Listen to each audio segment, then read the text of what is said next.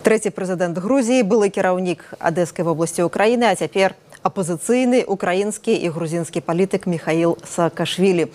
Хто ён? Герой альбо правапарушальнік, барацьбіт з карупцыяй альбо папуліст?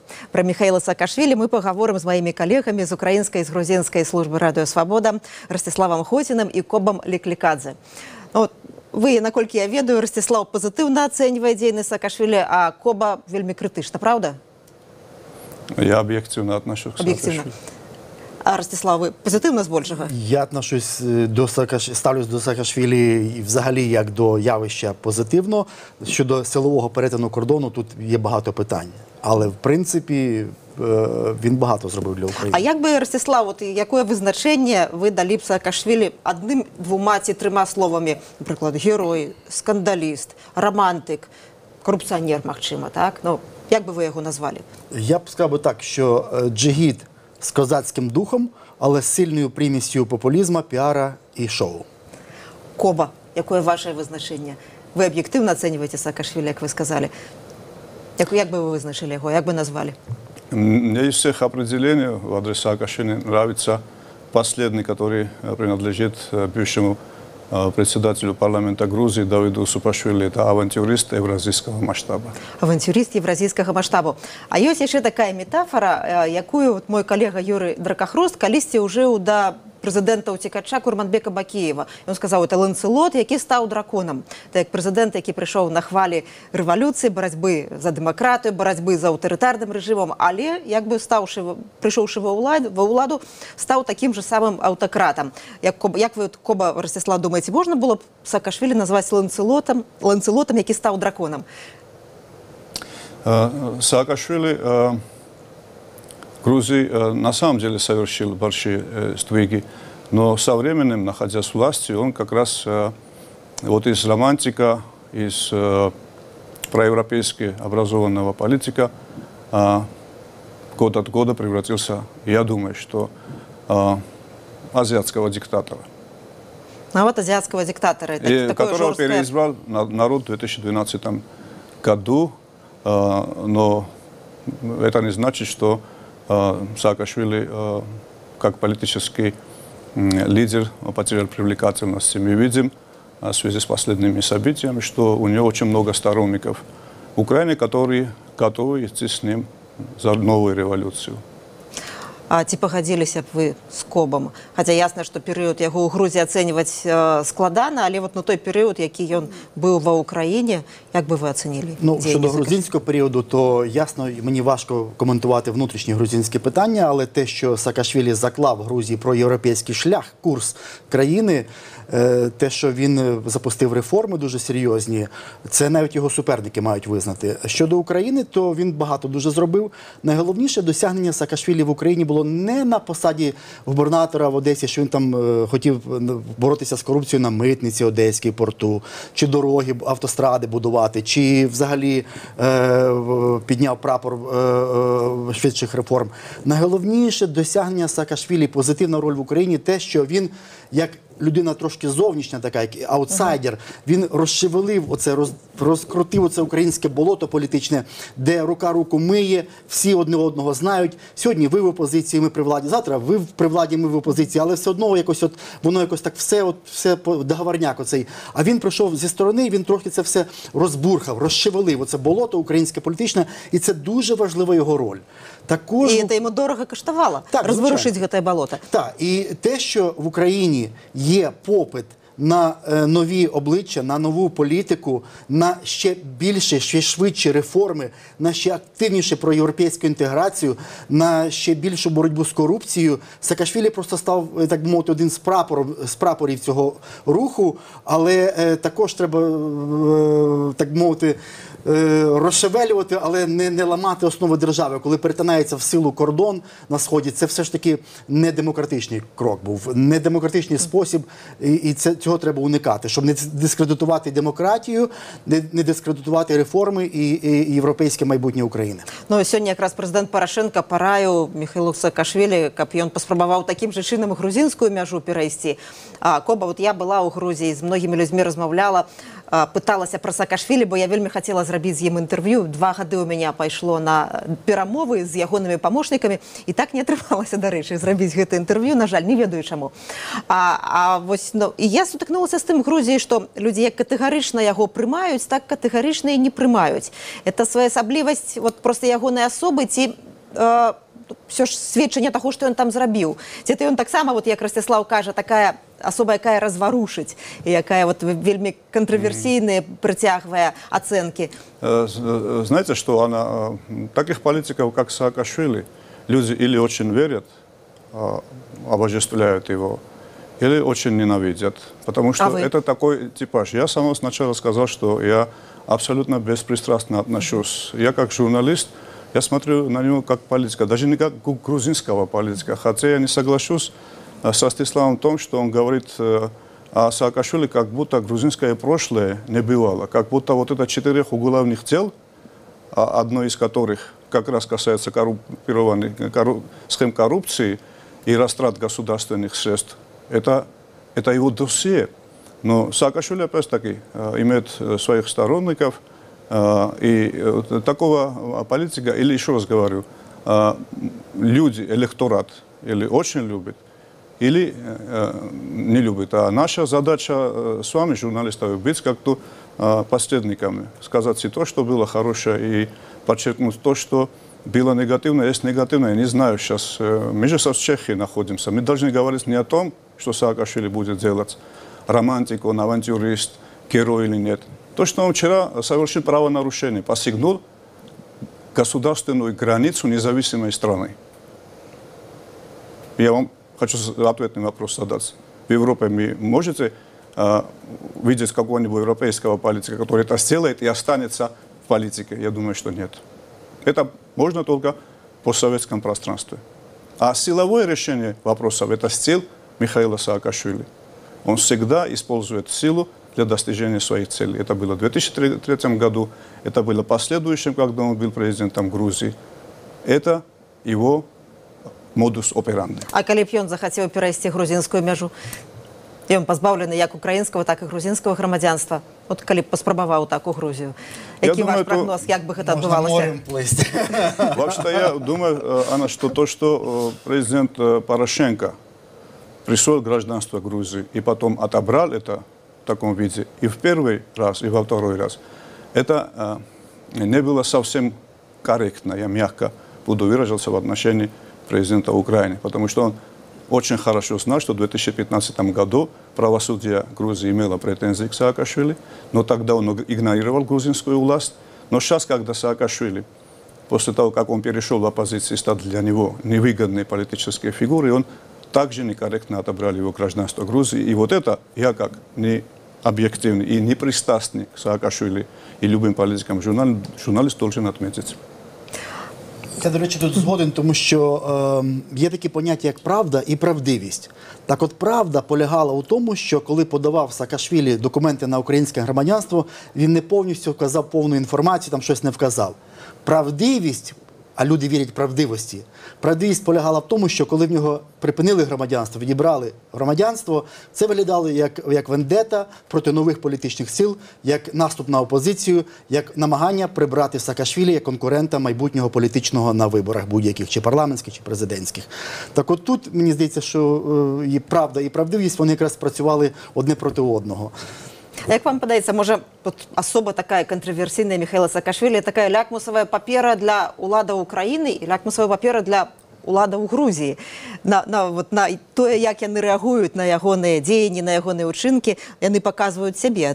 Ці можна пагадзіцца з таким? Цікаво, наприклад, було вчора дивитися, коли вже у Львові, коли перейшов Саакашвілі кордон з прихильниками і з політиками, які його супроводжували, коли хотіла говорити Юлія Тимошенко, то почали кричати «Юлю геть, Юлю геть, Юлю геть» і «Міша, Міша». Тобто це дуже показово було, що насправді руками Саакашвілі прибирається головний популіст української політики Юлія Тимошенко.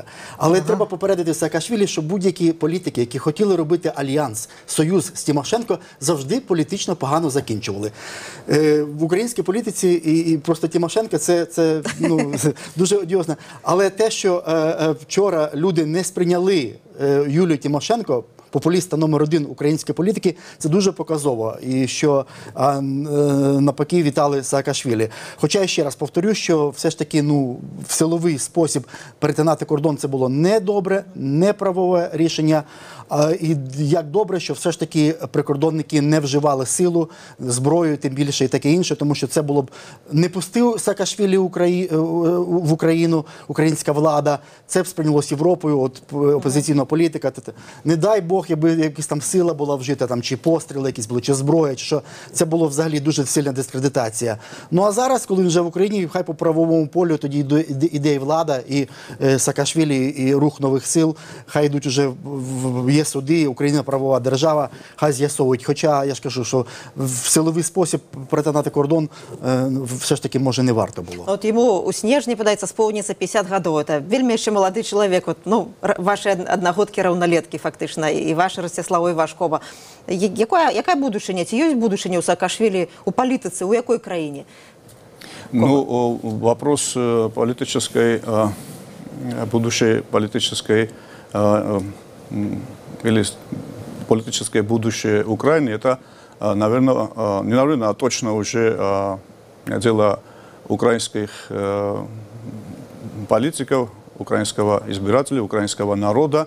Насколько я знаю, Саакашвили мог бы быть хорошим экс-президентом в свое время в качестве аналитика, в качестве профессора, преподавателя.